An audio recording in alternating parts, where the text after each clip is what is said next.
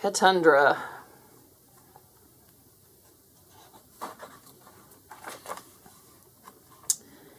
Beyond the horizon, farther than far, in the middle of the crystal sea, is a beautiful island called Serendipity.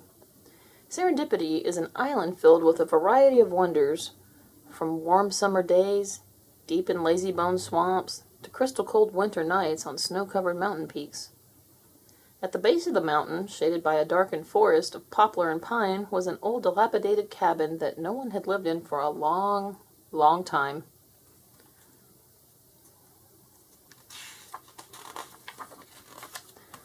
The cabin was in such poor shape that none of the creatures of the forest would even think of living there. None, that is, save for an orange and white striped kitty cat called Catundra.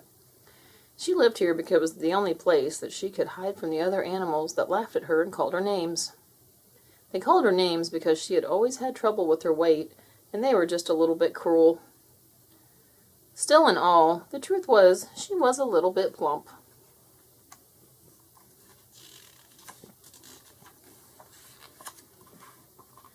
Disregarding her feelings, whenever the other forest creatures passed the old cabin and saw Catundra, they would sing out, "Catundra the cat, she's so very fat. If on you she sat, you would be so flat."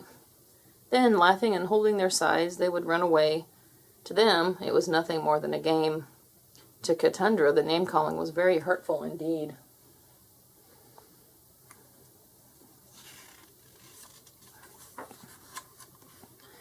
Poor Catundra was so hurt by her name-calling that she would do anything to forget what they had said. The anything she did was eat a sandwich, or some cookies, or some cake, or a pie, or some ice cream, or, if she was really sad, everything, all at the same time. Every time she ate to forget, she gained even more weight, which made her feel sadder, and so she ate even more.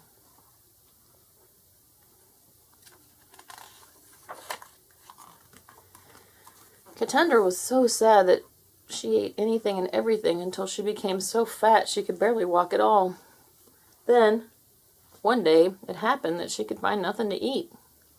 The cupboards were bare, there was nothing to eat there. Needing to soothe the hurt in her heart with food in her stomach, she hunted in the meadow for mice, but, sadly, she had caught and eaten them all. The insults from the others still ringing in her ears, she waddled to the pond, but she had eaten all the fish some weeks before. "Oh, what am I to do?" she cried. "I'm sad, which makes me hungry. If I weren't so sad, I wouldn't be so hungry."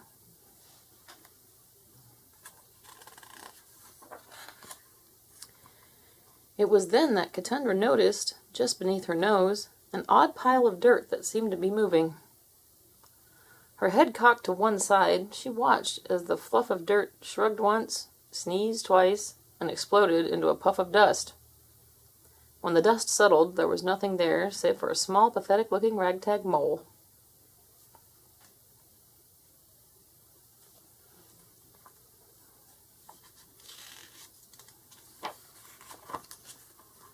The mole slowly rubbed the dust from his eyes and carefully looked around. "That's odd," it said. "The sky is clear, but I seem to be standing in a shadow."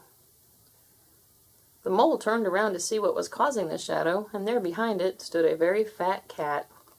"Oops! Excuse me," the mole muttered as it turned, trying to dive back into the dirt.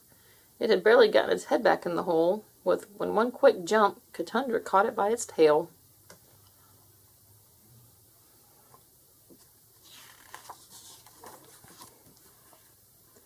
Catundra carefully picked it up and waddled back to the cabin to enjoy her melancholy meal. "Are you going to eat me?" sobbed the mole.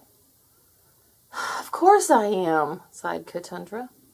"Why me?" asked the mole in a whispery voice. "I'm merely a mouthful, and I taste like dirt. Surely there's something you would rather eat than me."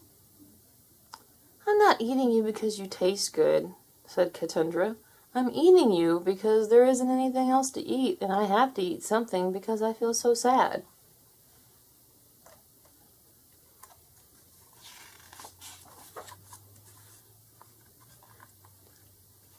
"Now wait just a dirt-digging minute," said the mole indignantly. "You're going to eat me just because you're sad? Catundra told the mole of how, when she was a little kitten, the other kittens had laughed at her because she was a little overweight. Their cruel laughter only made her eat more, and the more she ate, the plumper she got. "But when I eat, I get fatter, and when I get fatter, I get sad, and I want to eat some more." With a tear in her eye, she leaned down to munch on a meal of the little ragtag mole. "Wait just one fuzzy fur minute," the mole said brightly. "I know a way to make you forget about being sad without eating a thing." Catundra looked at the mole and asked, "How are you going to do that?" "Exercise," said the mole enthusiastically. "Okay, little mole," said the cat. "I'll try your exercise, but if you are wrong, I'm still going to eat you."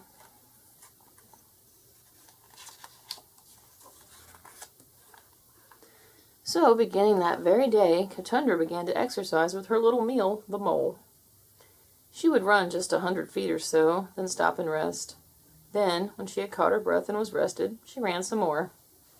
All the while, the little mole encouraged her, telling how good she looked and how much better she was going to feel. The more she was fed with words of encouragement, the less hungry she felt.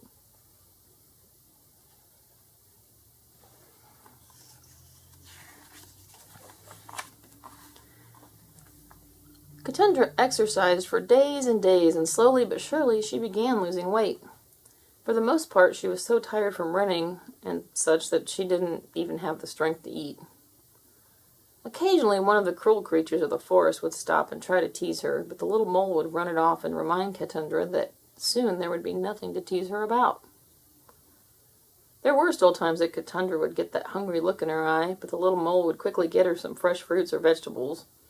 Then he would nibble along, reminding her how good and fresh everything tasted, and most importantly, reminding her of how good she looked.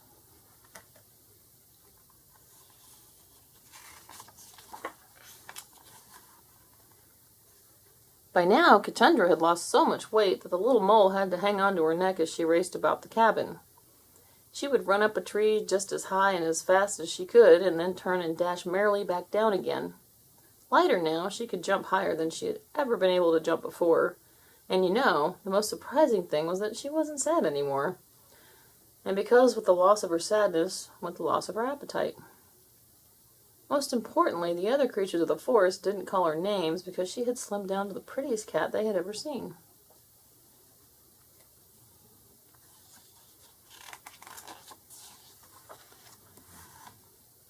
On any given morning, after her exercises were done, you can find Catundra and her personal trainer, the little ragtag mole, asleep in the shadow of another great day.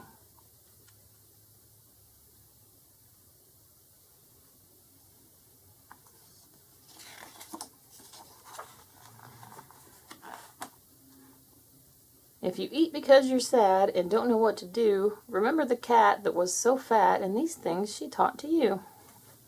The end. Please subscribe.